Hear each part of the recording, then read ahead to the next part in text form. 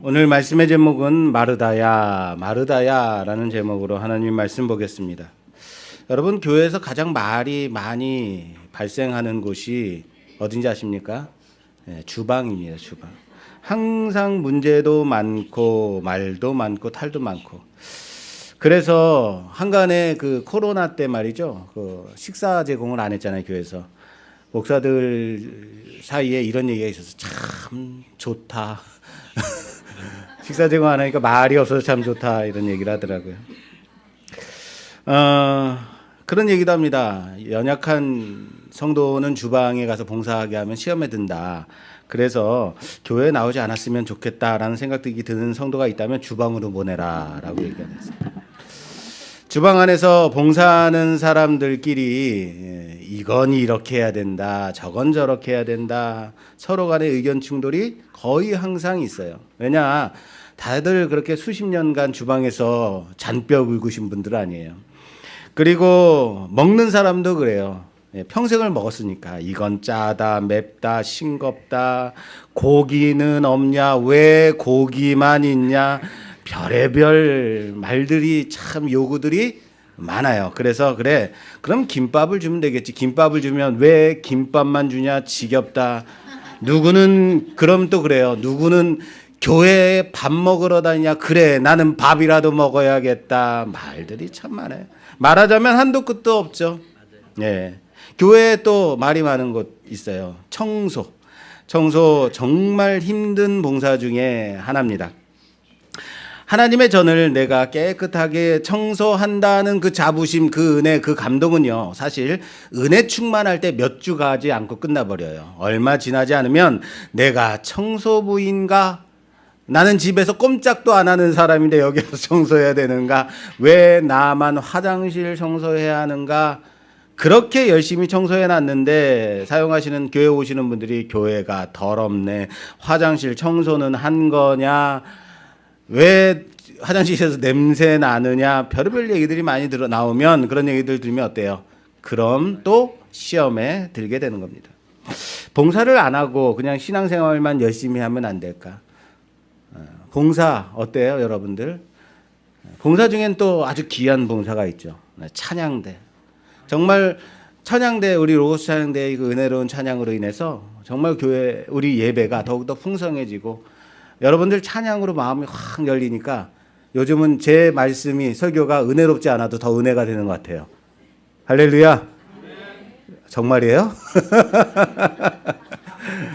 예. 각각의 봉사해야 되는 부분들이 교회 신앙생활 하다 보면 분명히 있죠. 오늘 본문을 보게 되면 나도 예배만 드리고 싶다라고 생각하는 성도가 생길 수 있다, 그렇게 보여지는 부분이 있어요. 누구는 교회까지 와서 앞치마 두르고 그렇게 옷 적셔가며 봉사하고 싶을까? 그렇게 생각될 수 있죠. 주일이라고 해서 이쁘게 차려입고 일주일에 단 한 번 입는 그 예쁜 옷 입고 와서 굳이 구정물 튀고 싶겠는가, 이런 생각 들 수 있죠. 개중에는 그럼 지원사 시키면 되죠 라고 말하는 사람도 있습니다. 정말 제가 정말로 진지하게 여러분께 부탁드릴게요. 교회 나와서 예배드리는 모든 성도 중에는 결코 지원사는 없습니다. 예배자와 성도만이 있을 뿐입니다. 혹시라도 자기 시간 쪼개어서 자기 본인 지원사를 교회에 봉사하라고 데려왔다 하더라도 교회에 나와 예배를 드린 이상 결코 지원사는 있다 없다? 없다. 예배 드리는 예배자만이 있을 뿐입니다. 할렐루야. 예배를 드리십시오. 예배자만이 있을 뿐입니다. 그리고 예배 드리고 나서 각자의 맡겨진 것에 따라서 자원하는 마음으로 봉사하고 헌신하는 것 뿐입니다. 물론 우리 교회는 특별한 스페셜한 교회입니다. 대부분 시각장애인으로 구성되어 있는, 그리고 비장애인 성도는 얼마 되지 않는. 그렇다고 봉사는 그럼 비장애인만 해야 되는 것인가? 정말 그럴까요? 그렇게 단언하지 마십시오. 내가 장애가 있다 없다라는 것으로, 장애가 있으므로 할 수 있는 것이 없다로 가면 봉사할 것이 없다, 나는 걸그치니까 이렇게 가면 안 돼요. 왜? 우리도 봉사할 부분이 분명히 있기 때문입니다. 제가 우리 교회에서 가장 크게 감동받은 부분이 뭐냐면, 새로 나온 시각장애인 성도를 기존에 다니던 성도들이 손붙잡고 다니면서 여기는 여기야, 여기는 저기고, 여기는 여기에 앉아야 되고, 화장실은 여기, 하나하나 다 가르쳐주면서 교회를 소개하고 안내하고, 그렇게 봉사하며 다니는 것 볼 때 얼마나 감동됐는지 몰라요. 우리 교회만이 가질 수 있는, 정말로 우리가 가질 수 있는 감동인 거죠. 시각장애인이 비장애인 교회 가면 저도 봉사 좀 할게요, 교회는 봉사해야 되는 것 아니에요 라고 말한다고 비장애인 교회에서 봉사를 시키던가요? 비장애인 교회에서는 시각장애인은 도와줘야 되는 대상일 뿐인 거예요. 그죠? 단지 도움의 대상. 그러나 대부분이 시각장애인 우리 교회는 좀 느리더라도, 더듬더라도 무엇이든지 할 수 있는 것을 찾아서, 도울 수 있는 것을 찾아서 얼마든지 우리가 할 수 있는 봉사를 할 수 있다. 이것저것도 못하겠다. 그럼 뭐예요? 아름다운 찬양으로 찬양 드려야죠. 그죠? 우리가 할 수 있는 것을 스스로 찾고, 봉사하니까 정말 봉사가 자꾸 생각이 나네요. 예. 우리가 하나님 앞에서 봉사하는 것으로 인해서 교회가 더 아름답게 지어져 가고 만들어져 가고 세워진다는 사실을 믿으시기 바랍니다. 신앙인은요, 봉사함으로써 자라게 됩니다. 예배만 딱 드리고 가는 것 온전한 예배가 아니에요. 예배 드리고 축도, 예배 드리고 봉사하고 성도 간의 교제를 나누고 가야 그것이 온전한 예배입니다. 여러분 중에 그러면 어떻게 시각장애인에게 봉사를 시켜요? 무엇을 어떻게 시킬 수 있어요? 라고 생각 드시는 분이 있어요? 그럼요, 가서 사모한테 배우십시오. 저한테 얼마든지 잘 시키는 가장 엄청난 분입니다. 저는 한 가정의 가장이고 한 교회 담임 목사고, 나는 게다가 시각장애인까지 있어 전혀 상관없습니다. 그냥 알았어, 가서 해, 끝입니다. 네. 면목동으로 교회를 이전하고 얼마 되지 않았을 때, 저희 교인들이 얼마 되지 않았을 때, 그때는 정한인 비시각장애인 성도가 한두 사람에 지나지 않았을 때, 그때는 토요일에 교회 나와서 청소할 때 저 혼자서 거의 했습니다. 1층에서부터 3층까지 청소기 돌리고 마포로 걸레질하고 손걸레 들고 다니면서 다 닦아가며, 그렇게 청소를 하다 보면 온몸에 땀에 범벅이 되는 거예요. 그렇게 교회 청소를 다 마칠 때쯤 되면, 그때 아내는 이쁘게 화장하고 와서 청소 다 했어? 저기 더럽네 하고 이제 몇 군데 제가 못한 부분 이제 하고 청소 끝. 네, 그랬단 말이에요. 요즘은 우리 정말로 청소를 사명으로 하시는 우리 진 집사님, 오경자 집사님 가정이 정말로 헌신으로 교회를 얼마나 깨끗하게 청소하시는지 몰라요. 정말로 지난주에 개인적 사정이 있어가지고 교회를 못 나오셨단 말이에요. 원래 지방에 가셨단 말이에요. 그때 저희 집사람하고 저하고 둘이서 이제 청소를 하려고 하는데 얼마나 막막한지 몰라요. 오랜만에 하려고 그랬더니, 야, 이걸 언제 다 하냐? 우리 대강하고 말까? 서로 눈치 봐가면서 그래도 되지 않겠어? 한 주 정도는. 그런데 그렇게 청소하고 났는데도 마음에 들지 않는 거예요. 보이지 않는 것까지 정말로 목사한테 잘 보이려고 칭찬 들으려고 그렇게 목사 앞에서만 청소하는 것이 아니라 보이지 않는 것까지, 더러운 것까지 하나하나 물어나고 청소하시는 그 두 분을 볼 때 정말 감동이 아닐 수 없습니다. 그렇다고 여러분 그 봉사가 청소만 있다라고는 생각하지 마십시오. 그 외에 우리들이 봉사할 수 있는 것은 어마어마하게 많습니다. 이곳에 와서 하나님께 왜 이렇게까지 이분들이 청소에 정말로 토요일마다 그렇게 나와서 청소할까요? 왜요? 이곳이 하나님께 예배드리는 곳이기 때문에요. 이곳은 하나님께 예배드리겠다고 나오는 여러분들이 있는 곳이기 때문에, 예배드리는 예배자들이 모이는 곳이기 때문에 하나님 붙잡는 것이 바로 뭐예요? 이분들에게는 교회를 깨끗하게 청결하게 하는 겁니다. 그런데 오늘 본문을 보게 되면 주님이 마치 마르다에게 너는 왜 마리아처럼 말씀에만 집중하지 않고 왜 그렇게 분주하게 일만 하려고 하느냐라고 야단치는 것처럼 보이는 것 같지 않습니까? 야, 이러면 우리 교회 이제 봉사할 분이 없어지는데. 모두가 다 말씀만 열심히 듣고 예배만 열심히 드리면 물론 그것만큼 하나님 보시기에 목사 보기에도 좋은 것은 없겠죠. 물론 하나님도 기뻐하실 겁니다. 그런데 아무도 교회를 관리하지 않고 봉사하지 않고 교회를 이용하기만 한다면 아무도 애찬을 준비하지 않고 여기 커피 좀 주세요. 그럼 커피는 카페 가서나 먹어. 이렇게 말하면 어떻게 되겠습니까?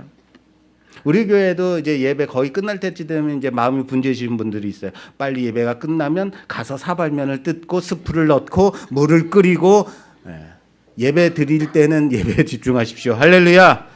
예, 그렇게 사명으로 아는 것도 좋아요. 그렇지만 예배는 예배로서 집중해야 됩니다. 분주한 마음 갖지 마십시오. 이런 겁니다. 목사가 신방을 갔는데 가자마자 목사님 여기 앉으세요 하고 자 찬송 불러주세요. 설교해 주세요. 전혀 아무것도 대접하지 않고 예배만 드리자고 하면 물론 예배를 드리자고 하는데 나쁘다라고 말할 목사가 어디 있겠습니까? 그런데 하루에 3군데 신방을 다녔는데 아무 집에서도 아무것도 물도 한 컵 내주지 않고 목사님 감사합니다. 와서 말씀 전해주세요. 이렇게만 한다면 어떨까요? 힘들겠죠. 그럼에도 목사가 대접을 받으려고 신방을 다니는 건 절대 아니에요. 그럼에도 불구하고 배려는 있어야 된다라는 거예요. 봉사와 섬김이 중요하지만 말씀 듣는 것이 더 중요하지로 가게 되면 그렇게만 가게 되면 아무런 봉사도 않고 예배만 드리고 집에 간다? 이렇게 신앙생활하는 것 정말 맘 편한 신앙생활이 되겠죠. 이렇게 예배를 드리실 바에는 온라인으로 그냥 예배 드리고 말죠. 왜 여기까지 나와서 예배를 드릴까요? 예수님이 한 마을에 지나가시는데 들어가셨는데 한 여인이 나와 예수님을 영접하고 자신의 집으로 모십니다. 이 여인의 이름이 누구예요? 마르다입니다. 요한복음을 가서 보게 되면 이 여인은 베다니에 사는 오빠가 나사로 그리고 동생이 마리아 이렇게 3남매입니다. 베다니는 예루살렘에서 3km 떨어진 예루살렘에서 별로 멀지 않은 아주 가까운 곳에 있는 마을입니다. 나사로 하면 무엇으로 유명해요? 죽었던 나사로를 살리신 사건으로 유명한 그 나사로가 맞습니다. 예수님은 이 3남매, 이 3사람을 대단히 특별한 애정, 이들에게 특별한 애정이 있었던 것 같습니다. 유대인들의 사고체계로 보게 되면 여인은 사람의 숫자에 치지 않습니다. 포함시키지 않습니다.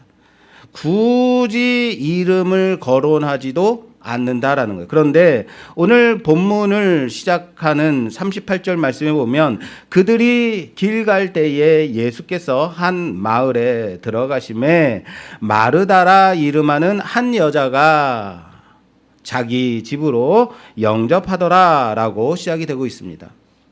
히브리적 시각으로 보게 된다면 마르다의 오빠인 나사로가 예수님을 영접했다로 말을 해야지 맞습니다. 그런데도 마르다가 자기 집으로 영접했다. 마르다가 나사로의 집으로 영접했다도 아니라 마르다가 자기 집으로 영접했다라고 굳이 표현하는 것은 그만큼 주님의 특별한 애정이 있는 남매다라는 것을 알 수 있습니다.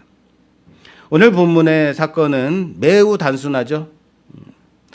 2 자매가 있는데 집에 예수님을 초청해서 예수님을 대접하는 가운데 언니 마르다는 주님과 그의 일행을 대접하느라고 정신없이 바쁘고 동생 마리아는 예수님의 무릎 앞에 앉아서 그 말씀을 듣고 있기만 하는 거예요. 거기에 집중하고 있었다. 언니 마르다가 예수님께 나와서 예수님, 동생으로 하여금 자신의 일을 도와주도록 시켜달라고 요청합니다. 그것이 옳지 않겠냐라고 말씀 올립니다. 예수님은 어떻습니까? 도리어 마리아는 자신에게 더 좋은 것을 선택하였다라고 말씀하셨다라는 겁니다. 자, 이 본문을 보면서 그래서 우리도 마리아처럼 말씀에만 집중하고 교회의 다른 일은 하지 말자로 가면 된다, 안 된다? 그럼 소는 누가 키워요? 그러면 밥은 누가 챙겨줄까요? 마르다야, 마르다야 라고 주님이 부르십니다. 애정어린 두 번의 강조의 말씀입니다. 42절에 보면 몇 가지나 한 가지라고 말씀하고 계십니다. 그래서 하나님 앞에 한 가지만 해야지라고 말합니다. 그러나 이 본문의 번역본 원문에 보면 실상 필요한 것은 한 가지다. 마리아는 이 한 가지를 택했다라는 뜻입니다. 마리아는 자신에게 중요한 그 한 가지, 자기에게 중요한 그 한 가지를 택한 것입니다. 그러므로 예수님께서 절대 빼앗기지 않으리라 라고 이것을 주님이 인정하셨다라는 거예요. 마리아와 마르다가 중요하다고 생각한 것이 각각 다릅니다. 이것은 다를 뿐이지 이것이 틀린 것은 아니다라는 거예요. 사람마다 일을 처리하는 방식이 있어요. 여러분들도 아마 그럴 겁니다. 일이 여러 가지가 터질 때 그 일을 여러분들의 어떤 중요시 여기는 스타일에 따라서 다르게 처리할 겁니다. 일을 처리할 때 어떻습니까? 무엇부터 해야 돼요? 무엇을 우선적으로 해야 될까요? 중요한 것부터 해야 되는 거예요. 그것이 우선순위라고 할 겁니다. 우리는 무엇을 가장 우선적으로 처리할까? 한번 생각해 보세요. 일에 중요한 것을 먼저 처리해야지라고 얼마든지 생각할 수 있습니다만 실상 가만 생각해 보면 여러분들 정말로 중요한 것부터 하던가요? 정말 중요한 것을 먼저 처리하지 않더라라는 거예요. 무엇부터 해요? 실제는 급한 것 또는 눈에 보이는 것, 쉬운 것 이런 것들을 처리하더라라는 거예요. 정말로 소중한 것, 중요한 것 뒷전으로 밀릴 때가 있다. 교회에서 봉사할 때도 마찬가지입니다. 믿는 자들은 어떤 순으로 일을 봉사를 해야 할지 여러분들 오늘 좀 고민해 볼 필요가 있다라는 겁니다.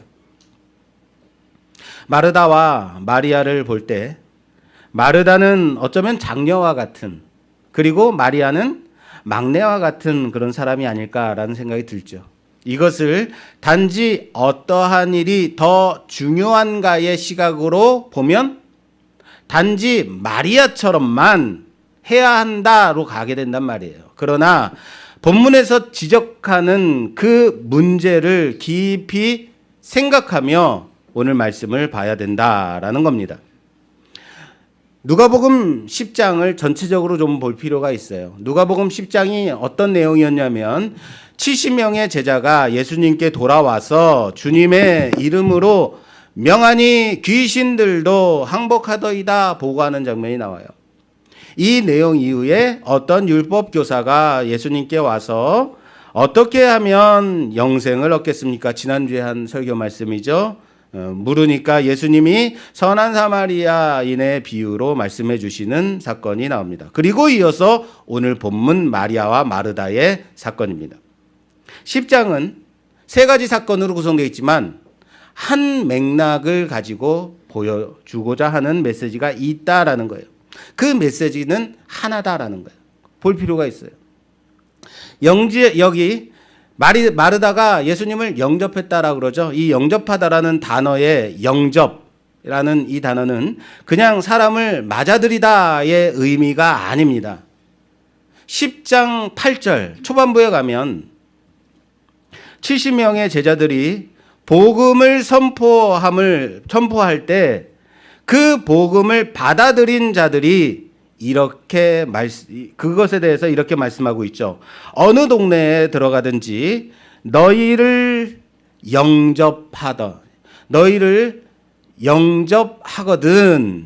너희 앞에 차려놓은 것을 먹고, 이렇게 돼 있죠. 여기 영접. 이 영접하다의 단어가 오늘 본문 38절에 마르다가 영접하다라는 말씀과 같은 단어입니다. 헬라어로는 데코마이라는 단어입니다. 여기 영접하지 않은 그 다음 사건이 뭐냐면, 영접하지 않은 율법교사로 대표되는 이스라엘의 기득권자들이 이 복음에 보인 반응은, 영접하지 않는 자들은 예수님을 어떻게 하더라? 시험하고자 라는 겁니다. 예수님을 시험하고자 예수님께 말씀드리는 겁니다. 그리고 영접한 자로 보여지는 대표되는 얘가 바로 마르다인 겁니다. 영접하여인 것, 마르다가. 율법교사가 예수님을 시험하여 질문합니다. 어떻게 하면 영생을 얻겠습니까? 그는 율법이 요구하는 것에 대해 정확히 정답을 말합니다. 무엇이었죠? 하나님을 사랑하고 이웃을 사랑하는 것. 예수님의 대답은 그래, 가서 행하라 라는 겁니다. 그러나 우리는 가서 행할 수 있던가 하지 못한다라는 겁니다. 율법으로는 할 수 없다. 그것을 설명해 준 비유가 선한 사마리아인의 비유인 겁니다. 내 이웃이 누구입니까? 그래? 네가 가서 그의 이웃이 되어주라. 무엇에 관한 설명일까요? 다시 물을게요. 내 이웃이 누굽니까? 네가 가서 이웃이 되어주라. 무엇에 대한 설명일까요? 자, 하나님을 사랑하고 내 이웃을 내 몸과 같이 사랑하라. 이 둘 중에 어디에 관련된 질문일까요? 그렇죠. 이웃 사랑에 관련된 설명입니다. 자, 그렇다면 하나님을 사랑한다라는 것에 대해서 어떻게 하나님을 사랑하는 것일까? 그 대답으로 보여주는 말씀이 오늘 마르다와 마리아의 사건인 것입니다. 정말 그럴까요? 율법교사의 사건과 마르다의 사건이 정말 그런 것들을 보여주고 있을까? 볼게요. 율법교사가 예수님께 물은 것과 오늘 마르다가 예수님께 말씀드리는 것은 둘 다 공통점이 있다는 거예요. 볼까요? 율법교사는 자신을 옳게 보이려고 다시 예수님께 묻습니다. 그래서 설명한 것이, 그래서 주신 말씀이 선한 사마리아인 비유가 나오게 되는 거예요. 자기의 옳음을 증명하기 위해서 질문한 거죠. 그렇다면 내가 사랑해야 될 이웃이 누구입니까? 누가 강도 만난 자의 이웃이 되겠느냐? 예수님 물으시죠. 네, 자비를 베푼 자입니다. 절대 사마리아인입니다 라고 말하기 싫은 거죠. 예수님도 그래요. 언제나 비유를 들을 땐 이렇게 참 대답하기 싫은 거를 물어볼 때가 많아요. 누가 강도를 만났는데 사마리아인이 보고 그냥 지나가고 역시 나쁜 놈이야. 그리고 이방인도 그냥 지나가서 역시 이방인은 안 될 놈들이야. 그런데 제사장이 가서 돌보아 주었다. 누가 이웃이 되어 주었느냐라고 물으신다면 큰 소리로 자신 있게 네, 제사장입니다 라고 말할 텐데 말이에요. 마치 이런 거죠. 스님이 그냥 지나갔어. 저기 이슬람 믿는 사람이 그냥 지나갔어. 그런데 목사가 돌보아줬어. 누가 이웃이 되어줬어? 네! 뭐라 그래요? 목사님이요! 이러죠. 자부심을 가지면서. 근데 꼭 예수님 꼭 그래요. 비유를 들어도 제일 싫어하는 사마리아인을 들어서 비유하시더라라는 거예요. 그러니까 내 입으로는 절대 사마리아인입니다 라고 말할 수 없다라는 것이 율법학자예요. 자비를 베푼 자입니다. 그런데 그게 율법 교사에 증명하고자 하는 알량한 자신의 의다라는 거예요. 그것밖에 안 되는 자기의. 마르다는요. 마르다가 예수님께 말씀드립니다. 뭐라고 말씀드리죠? 볼까요? 본문. 오늘 본문 말씀 39절에서 40절 말씀 좀 봉독해 주시겠어요? 그에게 마리아라 하는 동생이 있어 주의 발치에 앉아 그의 말씀을 듣더니 마르다는 준비하는 일이 많아 마음이 분주한지라 예수께 나아가 이르되 주여 내 동생이 나 혼자 일하게 하는 것을 생각하지 아니하셨나이까 그를 명하사 나를 도와주라 하소서. 아멘. 아멘. 여기 잘 보세요. 생각하지 아니하시나이까. 예수님께 물은 거예요. 예수님 생각하지 않으십니까? 예수님 무슨 말이에요? 생각이 없으세요? 자, 봐요. 마르다가 예수님을 모시는데 열심이 있고 진심이 있습니다. 마르다에게 마리아라는 동생이 있는데 예수님의 발치에 앉아서 예수님의 말씀을 듣고 있어요. 발치에 앉아서 말씀을 듣는 것, 이 모습이 바로 랍비에게서 배우는 방식이에요. 그런데 당시 여인은 랍비에게 직접적으로 배울 수 없었습니다. 마리아는 지금 정말 귀한 기회를 얻게 된 것입니다. 그래서 그 발치에서 랍비의 말씀을 듣는 거예요. 마르다는 분주합니다. 왜요? 왜 분주할까요? 물론 손님을 초청했으니까 대접해야 되죠. 그런데 여기 단지 예수님과 12제자만 온 것이 아니라면요.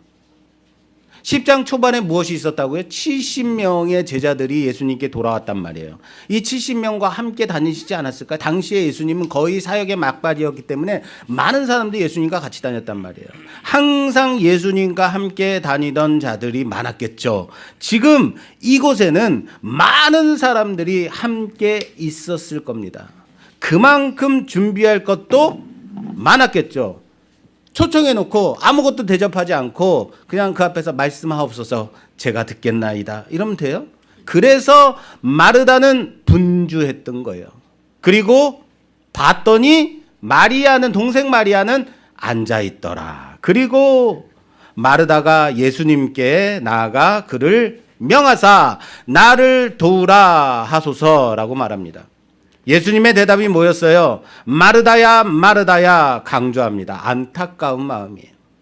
마르다와 마리아 이야기에서 초점은 무엇이에요? 분명하죠. 마르다는 예수님이 오셨기 때문에 모시는 일에 마음이 분주했습니다. 마리아는 예수님의 말씀을 듣는 일에 집중했습니다. 마르다는 예수님을 모시는 일 때문에 바쁜 그때에 동생이 자신을 돕지 않는 것으로 인해서 불평하게 되었습니다. 그래서 결국 예수님께 이 일을 말씀드립니다. 좋게 말해서 말씀드린 거예요. 좋게 말해서, 나쁘게 말해서 고자질합니다. 그래서 이 본문에서 예수님의 대답은 뭡니까? 바로 이 문제를 일과 봉사와 말씀이라는 주제에 대한 대답이 되는 겁니다. 교회는 봉사와 말씀에 있어서 어느 쪽을 치중해야 하는가?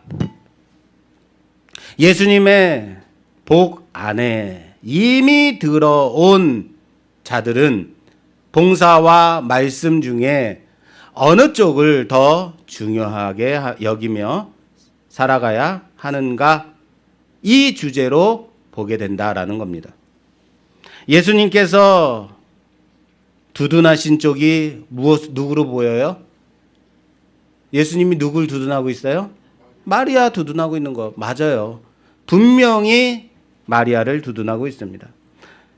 마르다는 일을 하고 있었지만 그 마음속에 무엇이 생겨났냐면 불평이 생겨나게 되었습니다. 예수님께서는 그렇구나 마르다야. 그러면 마리아야 너도 일어나서 어서 언니를 좀 도와줘야 되지 않겠니? 라고 말씀하셔야 된다라고 생각한 겁니다. 그래서 예수님께 말씀드린 거예요.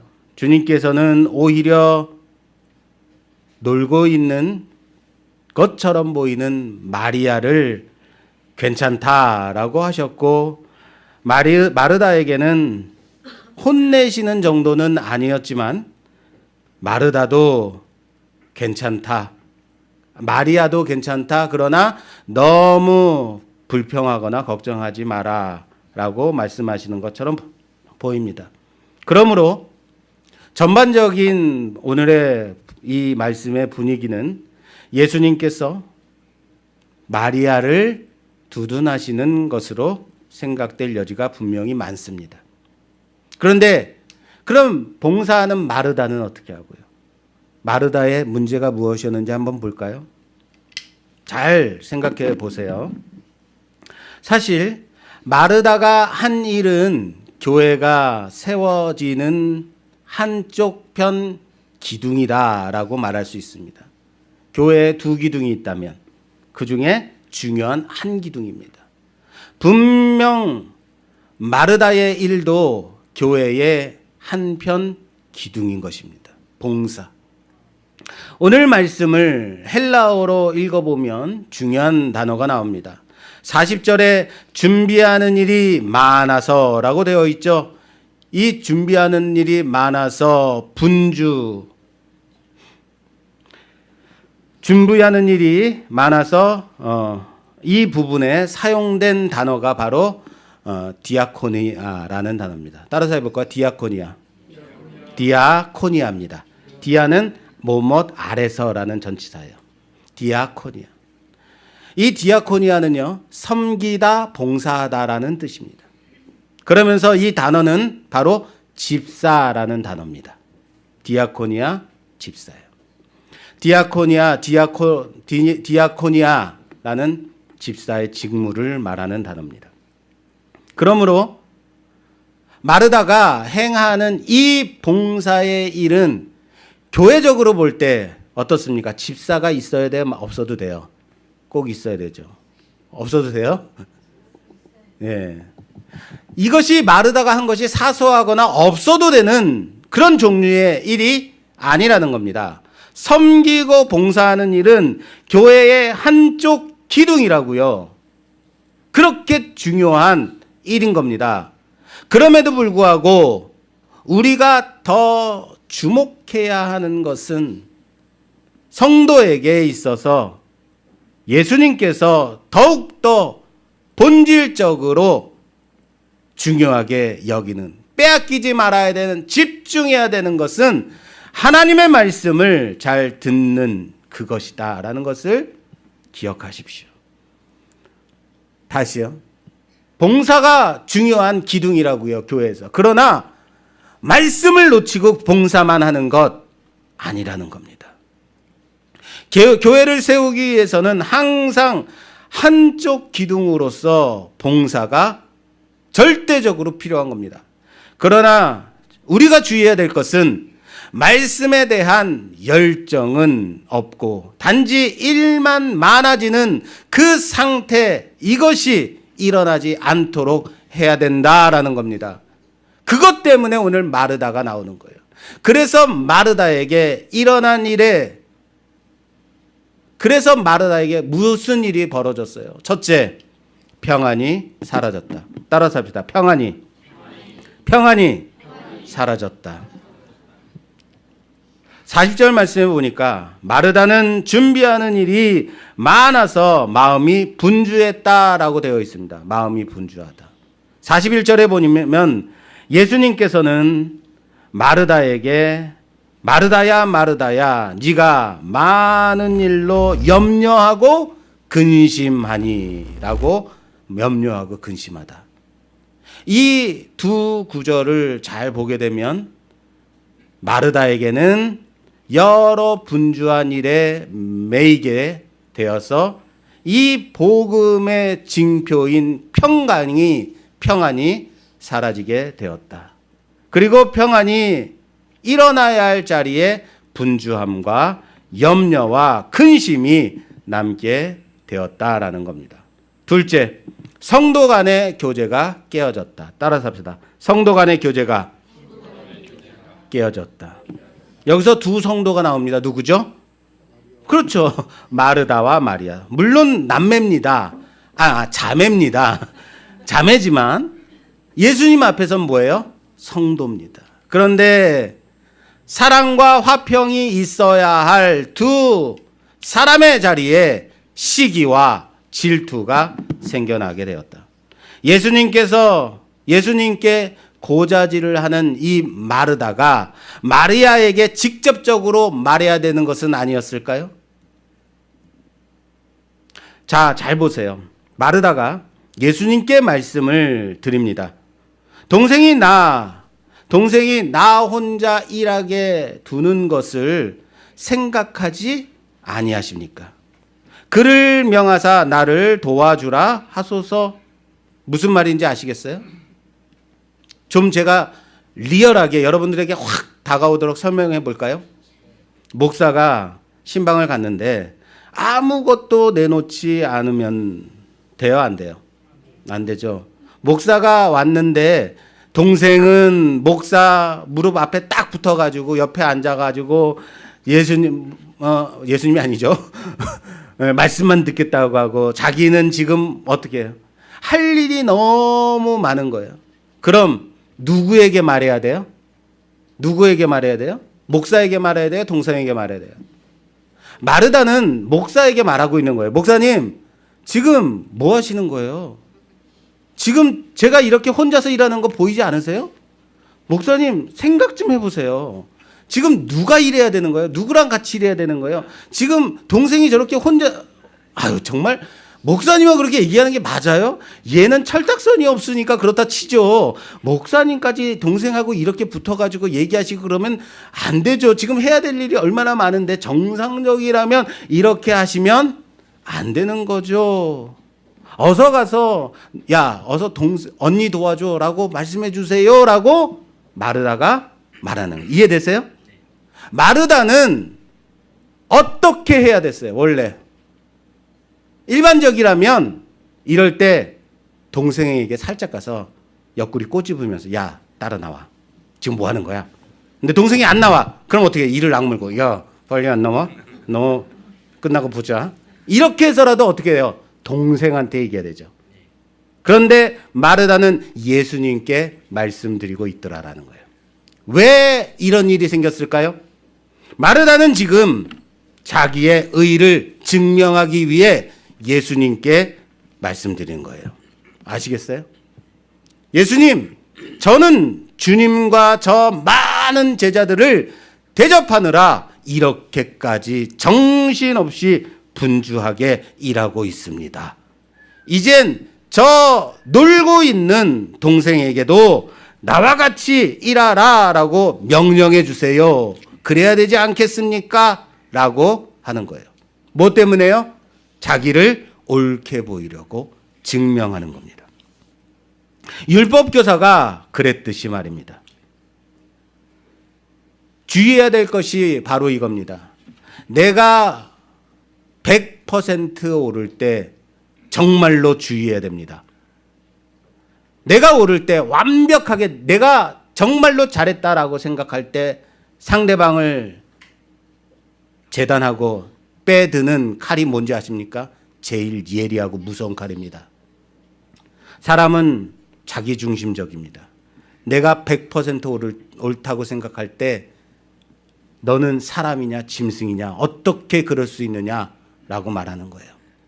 선한 사마리아 사람의 비유는 네가 과연 이웃을 사랑할 수 있다고 생각하느냐, 얼마나 사랑할 수 있느냐 그겁니다. 마르다와 마리아를 통해서는 네가 하나님을 온전하게 섬길 수 있다고 생각하느냐, 얼마나 섬길 수 있다고 생각하는데 그거 말하는 겁니다. 우리는 교회에서 봉사하면서 맨날 하나님께, 예수님께 영광 돌린다고 합니다. 봉사를 통해서 내가 하나님께 영광 돌려요. 예수님 영광 받았어요. 하나님이 영광이 부족합니까? 예수님이 영광이 부족합니까? 여러분, 봉사와 헌신은 주님께 영광 돌림이 아닙니다.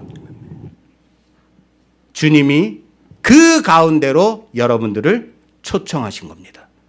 우리에게 영광스러움인 거예요.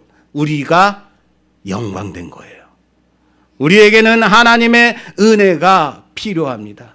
율법을 지킴으로 율법 교사는 자기 의를 만들어낸 것처럼 마르다는 섬김으로써 자기 의를 만들어내고 있다면